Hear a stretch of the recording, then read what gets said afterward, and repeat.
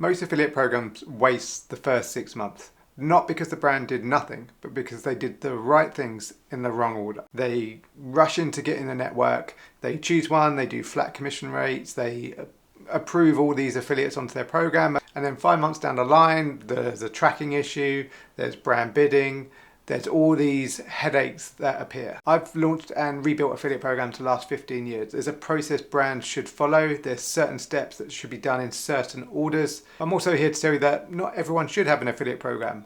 And you could waste a lot of money getting one live when you shouldn't have one in the first place. So these are the steps you need to go through. Here's what gets wasted first.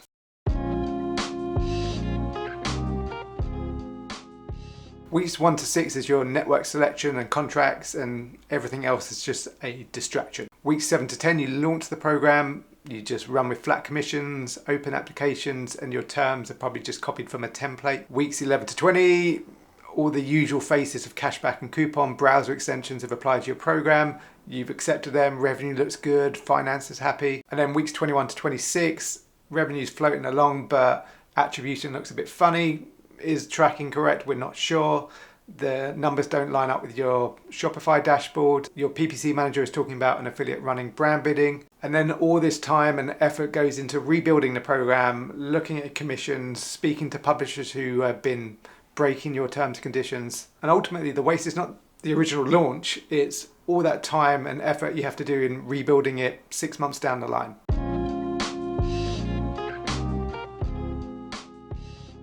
The first thing you should always ask yourself when it comes to an affiliate program is, do you actually need one?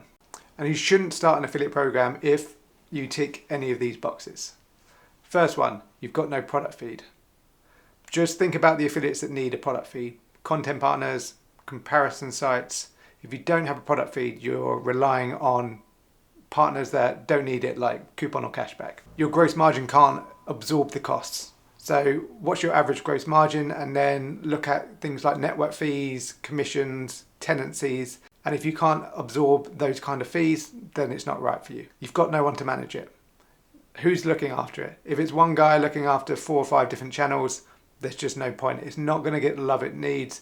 It's going to be rife with people abusing it because it needs someone to proactively manage it. And lastly, your brand just isn't that big. It's not a case of going after every single channel and doing everything. Sometimes you need to focus on, when you're a smaller brand, just focus on the channels that are working for you and grow them out. So this is it. This is a list that you should be running through in order, 1 to 10, before launching an affiliate program. Number 1, define what the program is for. Then model the economics around that, the costs. Set up your tracking and deduplication rules. Build the commission structure. Write the terms of compliance that applies to your brand, not just a generic template. Then choose the network or platform. Build the partner-facing collateral, any assets, product feeds that they need. Launch small and to a set number of affiliates. Turn on compliance monitoring. Then start opening up your recruitment. If you notice, step 6 was choosing a network, not step 1. So if you do all that work beforehand, it will save you a ton of headaches a couple of months down the line. So let's break these steps down one by one. The first one is define what the program is for. What's the program actually for? Is it to create more incremental revenue from audiences you can't reach at the moment? Is it more new customers? Is it maybe a territory that you don't already work in, and so you're going to use affiliates as a bit of a test bed to see whether there's an audience there? If you just say more sales, sorry, not an answer. It's just very generic, and it's just going to play into those that can drive the most sales, which is the lower funnel coupon and cashback partners. And make sure you make a note of what it is you want to get out of your affiliate program, and then you can refer back to that every time you're making decisions about strategies for your program. Does it lead back to what you defined as the reason for starting the affiliate program in the first place? So modeling the economics, we're looking at gross margin not just across the board, we're looking at it by category, because further down the line, we want to model our commissions around categories to protect our margin essentially, and to incentivize different sales and different product categories. And when we're looking at our CPA, we're looking at our max CPA. What's our max cost that we can pay out to an affiliate for a sale?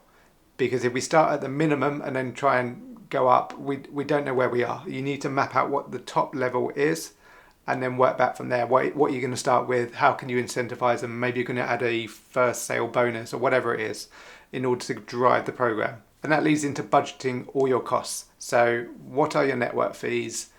How much you're going to pay on commission on average? What's your tenancy budget on a monthly basis? All of those costs can go into your top line fees, your top line costs for the program, and you need to know them. You need to have them modeled out for ideally the next financial year, but if not, at least 3 to 6 months in advance. Tracking and deduplication. Tracking is so important. You need to have it all set up correctly. You need to be testing it on a live environment, not just a staging environment. You need to have server-to-server tracking set up, all of this stuff that just enables you to be able to see every sale that comes through from affiliates. Because if you can't see it, you can't pay it. And deduplication, like for me personally, I think if an affiliate has been involved in the sale at some point anywhere along the line, they should be getting some kind of reward for it, whether that's modeled at a smaller amount for coming at the end or a higher amount at the beginning, or whatever it is. Let's model your commissions early on, so you're looking at partner types, and it's not black and white. In the majority of the time you see coupons, for example, come in at the end. Content is there for discovery, brand awareness, product exploration. Should they get more commission? Normally that's the way I set it up, so that content does get more than a coupon or cashback partner. And then let's refer back to your definition for starting an affiliate program in the first place. If it is new customers, then you need to have some kind of commission strategy around that. Terms and conditions, they should be ironclad right at the beginning. Detail every possible thing that might happen. Even if you don't work with coupon sites, just don't allow brand bidding, put it in there. Good terms and conditions is what's going to stop a lot of headaches down the line. It's also the process of what happens when something happens. You have terms and conditions to rely on, to refer to when something pops up and when you're speaking to a publisher. So this is when we get to choosing a network and all those things that you've done beforehand. You've defined what you're going after, your commission structure, how much you can pay, so you have that figure in your head. So include that when you're talking to your network. You know if they're going to be too expensive or not, because you have those models already laid out from previous steps. Also things like new customers or understanding customer journey paths, all that kind of stuff that was defined earlier on. If that's what you want to do and that's what you're looking at, then you need to find an affiliate network that can support that, because not all networks can support everything that you want to see. You also should have a good understanding of how much time and effort you have internally for your affiliate program, whether you need extra support from the network or not, because some of them do it. Some of them will just give you a service that just gives you the tech. Others will have additional management services. And then it's partner collateral. So things like, do you have an affiliate page on your website? That can really help in driving recruitment. Do you have all the brand assets that they need for banners? Do you have a product feed live and ready to go? All of that stuff will help when it comes to launching your affiliate program. Additional stuff like brand packs, welcome packs, again, very, very valuable. I would say if you have the time, definitely build them, because that can really help with getting those affiliates driving orders as quickly as possible. And this soft launch I think is really important. A lot of affiliate programs just go far and wide as quickly as possible because they want to make money and they want to drive orders as quickly as possible. But when you test to a smaller group, it gives you a chance to check validation, tracking, any teething problems, but it also helps you create better relationships because you have more time for those individual affiliates rather than a big breadth of partners. You can build those relationships, you can get the calls in, you can work with them to ensure they have everything they need, whether they have additional needs, assets, whatever it is. So you're working with them more one-on-one, and that will really help your relationship with these partners. And then before you do the wider recruitment, make sure that you have all your compliance, your brand bidding monitoring going on. So this could be, depending on costs and all this kind of stuff, if it is one person manually checking that, what time are they doing it? When are they doing it every week? Because it needs to be something that's done every single week in order to spot anything that's happening. If you have a tool that you want to use, get it set up before you go wide when it comes to recruitment. So it's all ready to go. It's all monitoring everything so that if anything pops up, you're on it straight away. You're proactive with your compliance and your brand monitoring. And then you can open up your recruitment. When you're ready to go, you've sorted out all your teething problems, then you can start opening up your recruitment. But make sure it's still going back to your original definitions for the program. So rather going as wide as possible and just recruiting every person, it is still looking at quality over quantity. So are they the right affiliates for your brand? Will they help you hit your objectives? If not, then let them go. It doesn't have to be a no forever. It could be just be a no for now. And again, recruitment is proactive. It's not sitting there waiting for whoever applies to your program.